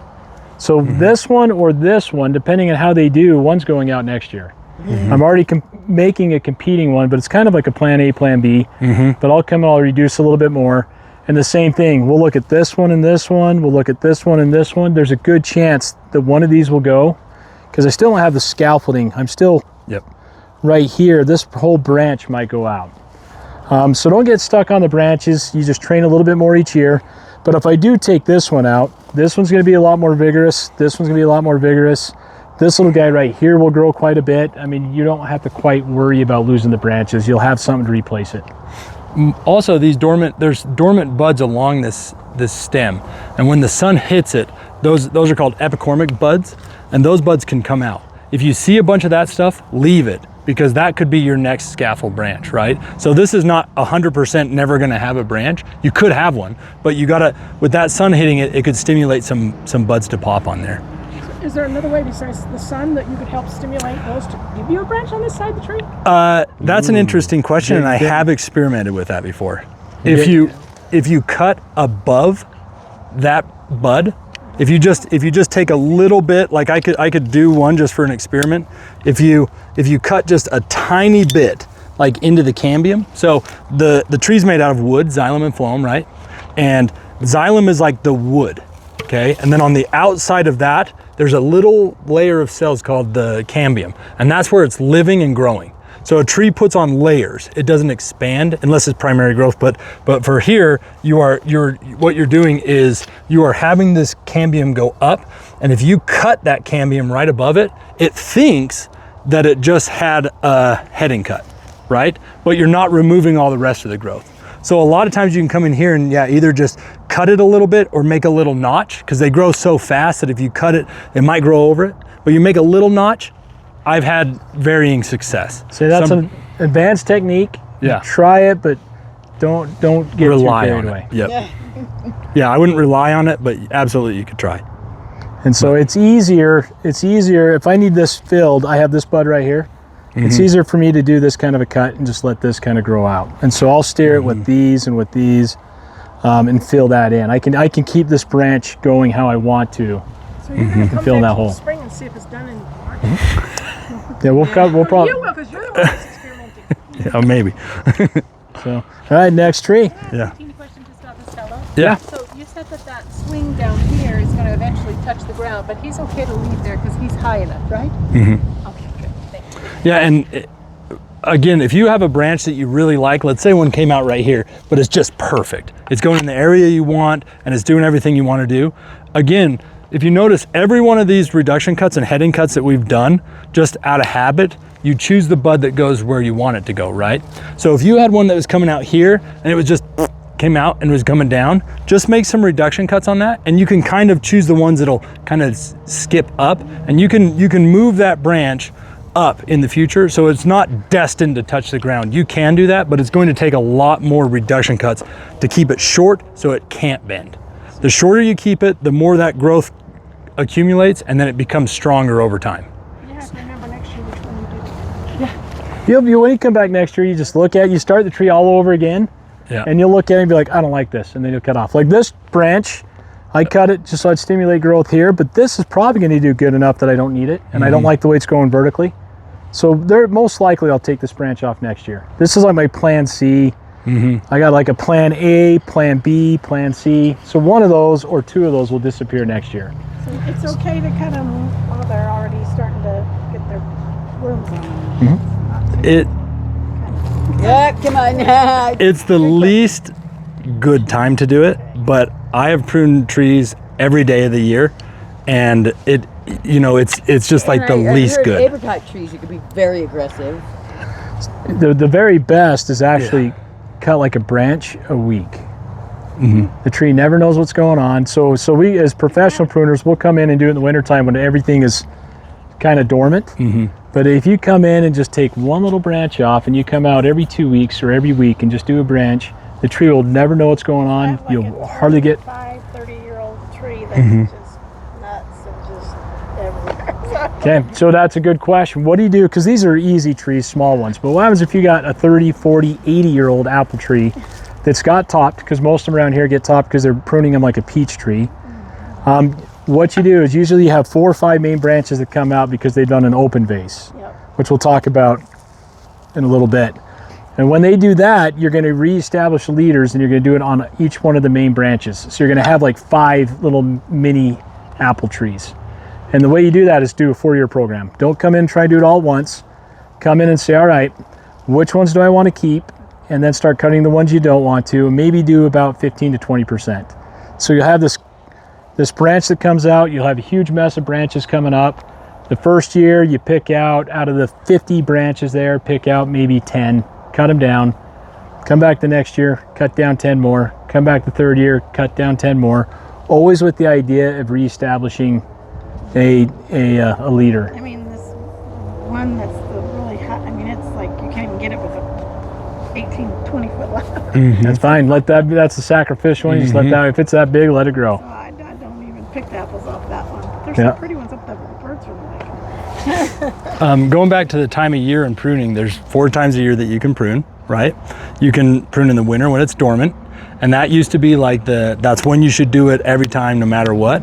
And that's good. It does 2 things. One, you create a lot of wounds, but there's usually not insects or things that can invade. So it's dormant and it's cold, and so that's all right. But it doesn't start growing over that, compartmentalizing is what it's called, over that wound until summer. So there's a drawback there because it has a lot of time to dry out, okay? The other thing it does is when you prune in the winter, you are stimulating growth. You're trying to push vigor, okay? So if you're pruning a fruit tree and you prune in the winter, the next year it's going to grow fast. Whereas if you prune in the summer, it's hotter and it will dry out, but when you take that cut, it will start compartmentalizing immediately because it's in the growing season. And then 2, you're reducing the vigor of the tree. So if you're trying to reduce the vigor, then prune it in the summer. The 2 times that you try and avoid, but like in my field, you can't avoid it, is when it's leafing out or flowering, and when it's changing colors and taking nutrients back in, because that's when it's moving nutrients from the wood to the leaves, right? So when it's flowering and when it's changing color are when you're trying to avoid it. But again, it's not the end of the world if you do that. This tree will not die because we pruned it when it's about to flower. It's just not ideal. And then you said, did everybody understand compartmentalize, by the way? Yeah. So you just explained, you said the term compartmentalize a couple times. So again, when a human gets cut, we heal from the inside out, kind of, right? So we start to like grow and put things back together, and then we put a scab over it. Trees don't grow like that. Again, if you look at these cuts, you can see the white wood, which is the xylem, and there's a green layer of cells around that, and that's the cambium. That's the living part of the tree. So if you wanted to kill this tree, you just have to cut in about 1/4 inch all the way around it, and it's dead, right? It's called girdling. So compartmentalization is the healing process, quote, because they don't heal like we do, the healing process of a wound of a tree. And what that is, it's like a gobstopper. Remember those candies when you were a kid? They have layers of colors. Well, that's how this tree is going to grow over that wound. That wound never moves. And what it does is it grows a little bit this year, then the next year it grows a little bit, and it just puts layers on it until finally that wound is covered up. And that's called compartmentalization of decay in trees. Yeah. Okay, real quick. So the next, we'll prune quickly because we're starting to go longer, but if this was a peach tree, let's just pretend for a bit as a peach tree. How would we prune it? Yeah, so peach trees are wild. You want to keep it open? Yeah, you want to keep them really open. So this is called a modified central lead. And again, modified because you can come in here and reduce that central lead. An open vase is what we're looking for in peach trees. And what that means is you come up here and you choose 3 or 4 kind of lateral scaffold branches that you want to select for. And then you come in here and go pow. Yeah. And just take out this whole central lead.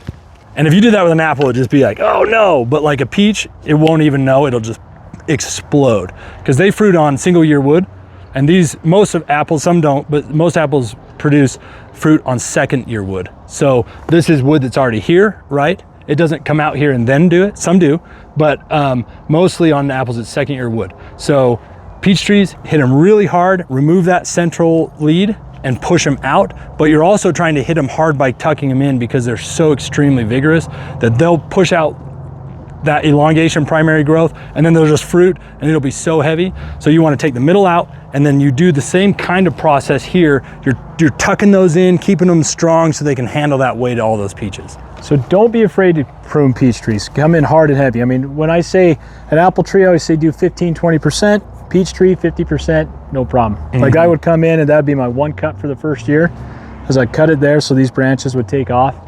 And then I'd come in and I'd cut every branch. I'd almost touch every branch on that peach tree. Are pears more like apples? Yes. Pears are more like apples. I prune my pears the exact same way I prune my apples. They usually don't have as dwarfing rootstock, so when you see a pear tree, you can see one that's 45 feet tall, but it's the same thought process. You kind of have that central lead that you're going to zigzag back and forth, keeping that as down as you possibly can, just to say I have a leader, but I'm not going crazy. And then you pick those lateral branches you want, and then keep those tight so they're strong. And apricots, they don't care. You just do apricot. You make that look good. You make sure you don't have branches cutting, and they have fruits growing where I never thought they'd be growing. I'm like, where did that come from? And so I kind of view it like an apricot and a plum the same way. You're not necessarily like sculpting them, but it's kind of like an artistic prune, right? You're keeping them short so they're strong, but you're also doing like the usual like crossing crowded, dead and broken, that kind of stuff. But I would not try and put a central lead or modified central lead or an open vase on that. I would just kind of thin them out, tuck them in, let them grow kind of wild. More like a shade tree type approach. Like an artistic shade tree. Yep. Okay, next ones. This time you guys come pick it. Do you guys want to cut? Are these all the same year of trees, or are they different? No, in fact, I think these two were winter killed, and so they're just getting out. And I think these were just a year ago. So I think they're 2 years old and 1 year old. Anybody want to give their hand at this? No? We can do it. All right, so let's hit it. So this tree, coming to them, this tree and the one in the corner are when I like to hit them, okay? If I can get to when you plant a tree, this is when you want to start. Those other trees were a little bit older and we can make them go where we want to, but this tree over here is almost ideal for when we want to start pruning, because we have 5 scaffold branches already chosen. You can make 4 heading cuts, choose the central lead, done. You have this much to put in your green waste bin and you're over, right? So the earlier you can get on these, the better. First one's easy, right? Which one did you guys cut first? Yeah, I mean, this one's growing from the bottom and trying to compete. This is the leader we want, so. Let me hit it with, oh, you got it. You mentioned girdling. Mm-hmm. And you also mentioned keeping your grass away from the bottom. Mm-hmm. I have used concrete rounds and then I let flowers grow, but I have watched both the city pruned trees and people in their yards when they let the grass grow up right next to it, and then they come try to clean it out with a weed whacker. Yeah. Basically, they girdle their tree. Yep. You know what that's called? Been there, done that. That's called Toro blight. Like a Toro mower. Yep. Toro branch blight. So Yeah. when that happens on one side, Yeah. just leave it alone, or Yeah, so okay, that I was gonna say that earlier on the peach tree. If you notice, every one of these trees are extremely vigorous. They've probably been planted properly. They're looking healthy. They're doing all the stuff we want them to do. So this goes with any species, but especially when we're talking about peach trees. In Cache Valley, where I'm from, peach trees are, so if you come and you see that tree and you say, okay, half of it has that Toro blight on the bottom and it's looking kind of nasty and not doing well, don't hit it as hard, okay? When you're pruning it, you're basically trying to remove the very worst of the worst, as in like ones that are really overextended and that kind of stuff. Because what you want to do is hopefully that tree will put those layers on and compartmentalize that wound, and then eventually it'll be a 100% diameter trunk again, or circumference trunk again. So when you come to a tree and it has like a disease, you want to remove that disease, but you also want to take it easy if it's not doing the greatest, right? So peach trees, like in Cache Valley, I've come and they've had all this like oozing stuff on there and been weed whacked to death. I'm not gonna come in there and take 60% of the canopy and be like, we're good. You know, I am going to try and address those diseases and then take the very worst of that, the bad structure, and then try and give it a little helping hand, right?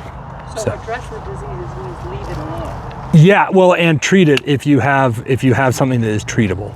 Like if you have fire blight, like this is in apples, if this tree was covered in fire blight, what you have to do is you have to remove the fire blight and then you treat that if it's in the right time of year for flowering, right? But if it's doing really poorly, the dose of pruning will decrease. If the tree's doing very well and it has a lot of vigor, the dose of pruning can increase. So all of these trees don't show any sign of disease, they don't show any sign of stress, they all look really good. So we can basically put them where we want to put them right now. Yeah. Anything else you guys I consider? have another disease question. 4 or 5 years ago, my apple tree started getting what looked like cotton out of a pill bottle down the branches. Okay. And I looked it up somewhere and I thought it's some disease it's not supposed to get, but how did that get into my tree that's a mile and a half from everybody else's? Where does it come from? I just started removing the branches as soon as I saw that. Okay. Because I already had an overly full tree, and if it's grown out on a sucker, I'm probably going to remove it. I guess middle of the summer I cut it out. Yeah. So cotton on the branches. You said it looked like cotton on the branches here? Cotton out of a pill bottle. It was really Just thick. fuzzy. Really large or kind of like on little Starts a little bit, and then it just gets to the point of sticking out. It gets long. woolly aphids? I was thinking, Fungus. I can't remember. Yeah, it's a fungus is what it Or is. acetyl So apple rust? that's the spores that are starting to build up and kind of let loose. So I don't know where it came from, but it can, spores could travel a long ways. Well, I live under the bee. Everything comes down the wind and down the canyon. Oh yeah, you're not getting away with that. That's why people ask me, you spray for the weeds in the grass? I'm like, well, I got more next year. And I said, well, yeah. Birds are flying, so it could come from anywhere. Could it also be like a web, like a spider? No, it's like not a nest? web. Not the way she described. So that web is a fungus that's the mycelium on it. I don't know all my terms, but it's just the spores that are starting to get out. It's actually the fungus is inside or on the surface, and then that's just the seeding part of it that's starting to come out and multiply. So, and if you spray it, I'd spray it in the springtime and it should take care of it. Dormant oil sprays, and then you can do a neem oil, or you can do streptomycin is a good one to take care of it. That one, streptomycin mixed with some, because that one's more of a bacteria one. That one's for fire My blight. daughter loves her neem oil for stuff in her neighborhood. Neem oil's okay on funguses. On most funguses with fruit trees, it'll work good. All right, any questions? We're just going to prune these two while we're talking. Ooh, there's a big cut. Tree hit it here and then reduce it. Every summer I go out and see sand from the sand pit out of my gutters. The same over here too. The wind. I love this one. Yeah, this selection of reduction is kind of tricky because I'm bummed. There's so many fruit production here, but what we can do is when we remove that, we directionally prune this branch, and we're going to do another directional prune on this branch here. So we can try and get that lower branch and move it out. This is just like we were saying on that low one we were talking about earlier, although it's not going to touch the ground, but that's a killer first branch, but I don't want it to be as competing with the lead as that. So sometimes you got to make hard decisions. So on this one, I'm going to do one more cut. What would it be? The leader, but I don't know which one to keep. Okay, so that's which one, and then how far down? Yeah. I'll give you a hint. Hopefully we're on the same page and have the same hints. Yeah. This one looks like there's dead at the top of it. Yeah. Okay, so you're looking at this one, And that one and then not this so good looking either. this one has your webs. So this one you're thinking doesn't look quite as good. We can fix that though by cutting it down here if we wanted. That one has some dead there at the top too. Okay. This has some good side growth on that. That one I think might be dead. Oh, What do you no, think? There's a Is live, it? there's a live piece right over Oh, there. nice. She can reach it. I can't. Well, I'll go first. The things that I'm seeing is this included bark. Yeah, right here. that's what I was hoping you get good at. So we're gonna cut it. Well, that's why I said how deep are you gonna go? I'm only make one more cut because I like the scaffolding here, here, here. Next year I might take this one out or this one out depending on how these branches grow. But for now, I just need to take one of these out, and I like the scaffolding, I like the shape. So we just got to choose. It's either all of this one or all of this one. A looks better than B then. We like A better than B? I say remove They're this the wrong one side of the tree. because of the. Well, you guys can walk around it. But they have such Ooh. a almost 45 degree almost. 2 or 3 there. Because depending on this, your guys' decision depends on how this tree looks next year. No Or pressure. survives. Oh, geez, I'm going to drive by and watch it all the time. Come and check out our trees. Okay, I voted. Somebody else make a better vote than me. All right, everybody take a look. We can do a blind vote if nobody wants to be responsible. So this one is A, and we're going to cut them all the way off to the included bark because we don't want that included bark. This one's B. All right, everybody. A. I got one for A to cut off or to keep? To cut it off. To cut off. Say A too. Got 2 for A. What about B? How about B? You can I was only, thinking you can that B only was learn one by we cut, being and A was wrong. the one I liked. So you want to cut So B? we want to cut B. So we got Anybody else? I'd go B. B Okay, everybody raise your hand for B. To cut it. to cut it. 3. Everybody raise your hand for A. 2. You're the tiebreaker. Oh, I hope not. I was going to cut that far one, or leave the far one and cut this. Ooh. That makes it a perfect tie, 3 and 3. Dang Okay, it. experts tell us what's really the What do you want want to? It doesn't matter. That's why I was putting in the vote. Is I think either way you're gonna have good success because we are gonna come. Remember, we always have next year, so I'm gonna come back and select the leader I need and want next year. So you guys being split is actually just fine. It's actually I don't mind. So I'm gonna make Dane choose one because he's Okay. my arborist. I'm But going to do it. but So- you guys, but either one was actually okay with this one. So what I'm looking at is I'm just going to come in here and just see what I thought, too. see what it looks like. I think is that alive too? It's alive, but looks they like- to me they look like they're not vigorous enough. That it, Yeah. I know. So what do you? So then this would come off, and that's what those are the ones we're choosing from now. That whole branch. Yeah. So we're We'll going take the to whole take one thing. of these two. I just wanted to see what it looks like. We'll go all the way down. See this bark right here? Yeah. So leave We don't this we one, don't cut want this one. included bark, so we're gonna take one completely Too off. much of a V and not a U. Yep. He chose the See, look side. at that tree. Those 3 up there at top is right, and the middle one might go away next year. Yeah. And next year we'll find out. We'll come in and we'll either choose this one or this one. Most likely this one's what we're hoping for is the leader. So this is why it's called a modified leader. We just modified it, and we'll come in next year and we'll modify it again. Yeah, and you could come in here like it's so crazy that you could take this one out and reduce this to this because this will come out here. So we're not trying to make this look like a very nice, straight, perfect shade tree. We're just trying to keep this tight in the middle of the tree and also keep a leader, again, to reduce the growth on the laterals. So, yeah. Last one should be pretty easy too. The way they irrigated, they put 4 or 5. Yeah, this is the nice one.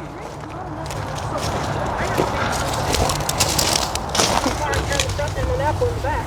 And I take it those out there and just let it slow drip twice a year. All right, what would you guys do on this one? I love the color of this one. Is it me or is that just like a fantastic is. looking orange? That's not the. You What look kind of at tree you is know how it? to make you think it's Zester an apple. Oh, I haven't heard of that one. Huh? So What kind is it? Zester apple. Minnewaska dwarf. What do you guys think? So we'll start the leader, but I love the color of this one. I Oh, put this one. If you guys came on the tour, or if you guys watch it, we talk about interest, winter interest, fall interest. Sometimes when you're landscaping, do it for interest. If this looks like this during the wintertime, whew, that brilliant orange. It looks like somebody has painted it because even when you look down here, it's just, and it's more on this side, but yeah, it's very pretty. Okay, so obvious leader on this one. Are they different kind of apple trees or all the same? They're different kind of apple trees. So you can each one has a tag, so you can read them, and you can try them in the fall if they have fruit on them and see which one you like best. So, all right, where's the leader? The obvious one, right? Okay, so I'm looking at scaffolding, and so this one has pretty decent scaffolding. These are okay for now. Everything's kind of okay for right now, so all I'm doing is looking at the leaders and trying to kind of fix those. So what would you guys cut? Where would you cut? I'm just gonna do a couple directional cuts, right? Just I want them to still scaffold out. I'm still looking at coming out like every 12 to 18 inches. So just to keep it from competing, I might take this one off. Don't even have to. I don't even really need to prune a whole lot. This is the one that's competing that I don't want to, so I might take that one off. That'll force them to go outward rather than fighting with that one up. Yep, that establishes that one is definitely the leader. Anything else? I might come out here and just say, okay, if every one of these had an apple on it, again, we have this, but we like this trajectory. We don't want to go crazy. So maybe come in here and just take the end off while it's selecting again for one that goes out there, just so that has less weight on it. Same thing, so I got this branch coming out. I want to keep that one coming out. I already cut it. I actually would come down to here, but I'm gonna wait to see how these develop. Hopefully this comes out, this comes out, this comes out. Next year I'll take out 1 or 2 of those. 12 to 18 inches is what I'm looking for. This one's growing in the inside. This will have inclusion eventually. I mean, this one's not gonna do very good. It's just kind of in the middle and it's gonna get pinched eventually, so I'll take that out. So when we do these interior canopy cuts, especially on shade trees, I think it's a good thing, and this is for demonstration here, but when I'm pruning like a big shade tree, a lot of times people will get obsessed with the interior canopy of there, right? And so they want to take off every one of those little ones. But in my mind, what we're doing here, we're training this tree for the longevity, right? This one here is a minor nuisance at best. Okay, so eventually it will become big, but if you left that one this year and I came and you were my employee and I said, why did you leave that one? And you're like, well, you know, we can take it out next year. I think that's an okay reason, because every one of these leaves is food production for the tree, right? So when this is not that bad, an egregious like offender, I wouldn't be so stressed if you left it, but just with the recognition of like, okay, maybe we took a lot this year, we'll leave it, a couple of those, you know, and then maybe next year when we don't have to do as big a cuts, then we could come in here and take those little ones out. Does that make sense? OCD sometimes is not great for pruning trees, because all those little ones. I say if you're OCD, you'll never quit pruning it. You'll be hours you'll be down just doing the smallest little, like, well, there's too many leaves on that. Anyway. Start coming on as many blooms as you have on that absolutely. tiny thin. Uh-huh. Do you thin the apples so there's not so much weight, so the apples get bigger? Mm-hmm. I'd pluck them too. So there's nothing that says you have to leave all the apples, and in fact, if you do leave them, that's usually not good. Mm-hmm. That's when they start going every other and they start being small. So I'd come in here, because you're gonna have, if you look, there's 5 blossoms, which means I'm gonna have 5 apples for each one of those. So I got 5, 10, 15, 20. If there's no freeze, I'm gonna end up with 20 apples right here. So that gives me 20 apples, and so I'm hopefully not all of them make it, and then I'm gonna come pluck them all off anyway. So I want 1 apple per cluster. So 1 or 4/5 of your apples should be plucked off, and then if I have this many on one little branch right here, I want them to be big. So I might even just do, even though I got 20 apples, I'll probably do 2, maybe even 1 in that small little area. My tree is a semi-dwarf, golden delicious, whatever, something spec. It self-thins. I get a 5 or 6 in every cluster, and then once they're about a ½ inch in diameter, they just start dropping. Good. Good. That's then everything falls. I often sometimes don't have to go out and thin anything, because more than I wanted to fall off fell off. That's what they're supposed to do. The reason they're growing those is because they're trying. They know there's a chance there's going to be. Yeah, it's giving you 5 chances to get 1 blossom, to get 1 apple, because it knows that it might hit some hard times, diseases, insects, or frost, or something along that lines. Kids climb the tree. Yep. Yeah. So that's the tree. The tree is adapted over enough time that it's trying to make sure that it gets out enough. And if you have a tree that's doing well, it'll self prune, it's self drop, and that's good. Most of them will hang on, and so you got to help them. Tell my lawn mowing child. All the apples on the grass. The other thing that could be is sometimes I've noticed this on like lindens and maples, especially in an environment that we live in. There's a lot of snow most years. We didn't have any this year, but like most years you'd have a bunch of snow. There's plenty of soil moisture. That tree's flowering when there's plenty of soil moisture. So they'll have so many seeds, and then summer hits and they can't keep up with the water loss. So they just start self-thinning. So that could be that too. You know, apples, there's a lot of water and a lot of energy that goes into those fruits. So sometimes when you have a lack of water, it can drop those too. So just to be considerate. Well, thank you. Yeah.